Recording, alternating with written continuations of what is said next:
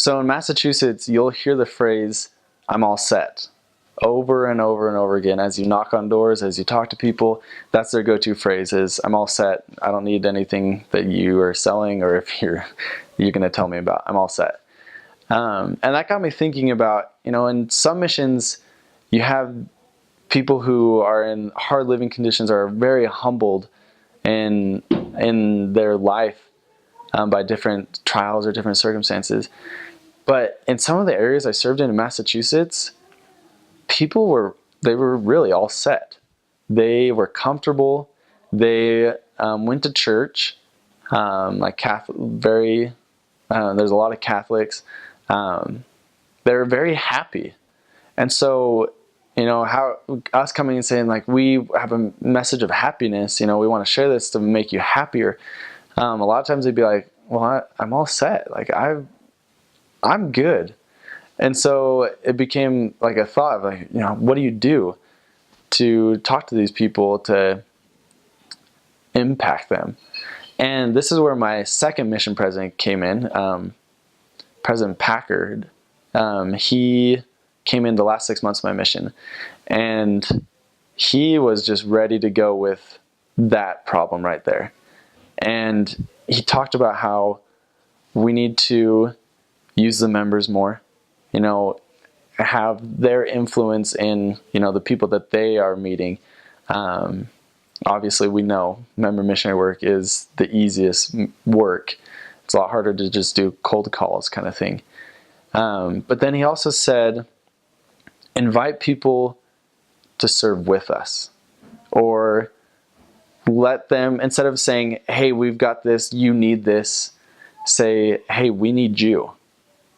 We need your help." Because a lot of people are like, I don't need anything else. I'm good. But if you give them an opportunity to serve, they're like, yeah, like I want to help. I want to help other people. And that's one of the greatest blessings of our church is it gives people an avenue to serve, to fill that void. Like I feel like everyone has, like, to serve someone. And so we would invite people to come, to service projects, of course, but also just little things. We'd have members who are giving a talk on Sunday ask one of their non-member friends to, read over the talk or to listen to them give the talk, just so it makes sense, because us missionaries are going to try to bring non-members to church.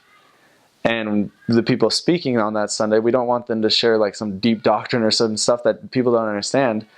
And so it'd be a really good missionary opportunity for these members to take their talks and share with like their coworker and say, "Hey, like I'm speaking in church on Sunday, and there's going to be people there who don't come to church regularly, don't know our religion. So I want to see if this makes sense to you." And they can give you some pointers, whatever.